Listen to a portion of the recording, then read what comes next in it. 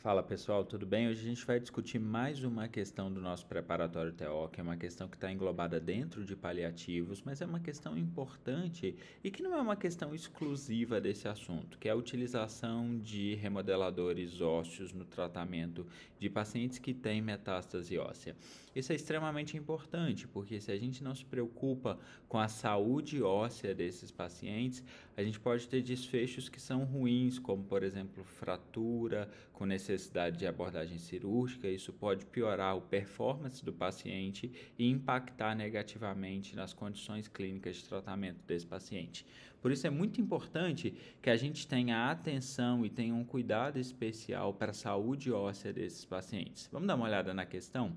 A questão é uma questão de 2019 que fala que uma mulher com câncer de mama metastático teve um desconforto limitado ósseo com utilização de analgésicos não opioides melhorou e na vigência da metástase óssea, a pergunta é: o que a gente poderia fazer para minimizar o risco de fratura nessa paciente? Então, a pergunta é clara. Diante de uma paciente com câncer de mama e metástase óssea, existe alguma intervenção que a gente possa fazer que modifique a história natural da doença?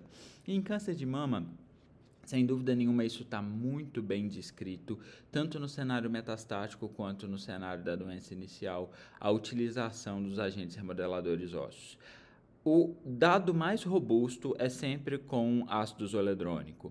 Então, a gente sempre, para a prova, vai dar prioridade para ácido zoledrônico. Apesar do corpo de evidência para denosumab vir crescendo progressivamente, os estudos iniciais foram todos feitos com ácido zoledrônico. Então, essa é a medicação que tem maior evidência na literatura médica. E a evidência, ela parte tanto no cenário metastático quanto no cenário adjuvante. No cenário metastático, nós temos esse estudo aqui da esquerda, o estudo CALGB 70604 do Grupo Allianz, que foi um estudo randomizado de fase 3 de pacientes para receberem a dose padrão mensal ou a dose trimestral de ácido zoledrônico no cenário metastático. Os principais tumores incluídos aqui foram mama, próstata e mieloma múltiplo.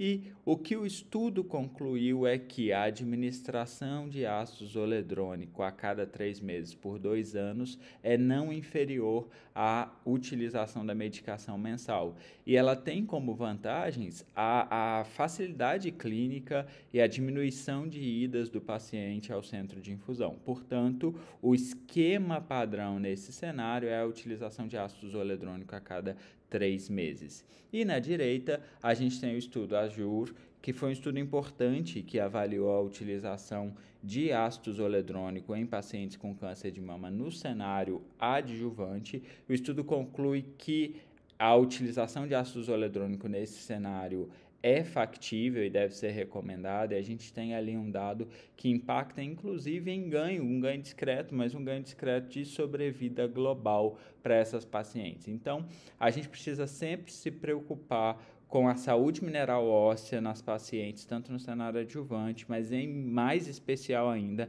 naquelas pacientes metastáticas com presença de doença óssea.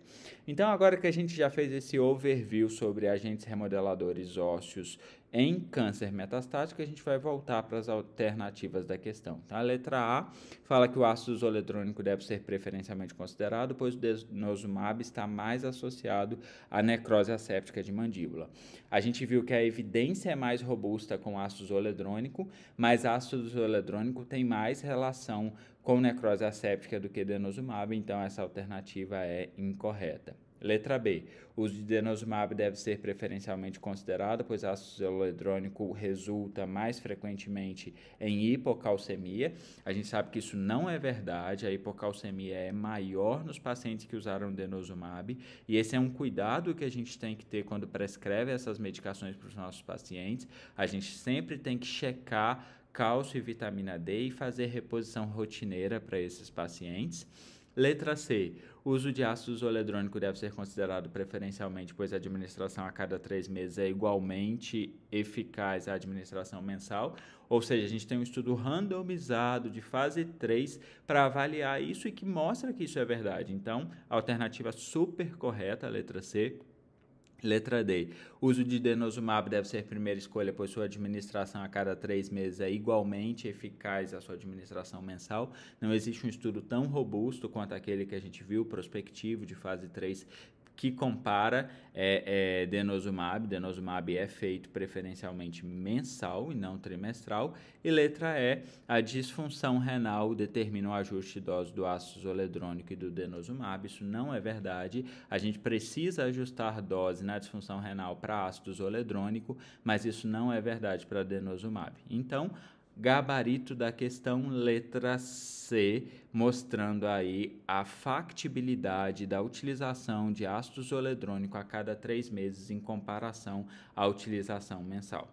Acho que essas eram as mensagens. Precisamos ter atenção, saúde óssea das nossas pacientes. Um abraço e até a próxima.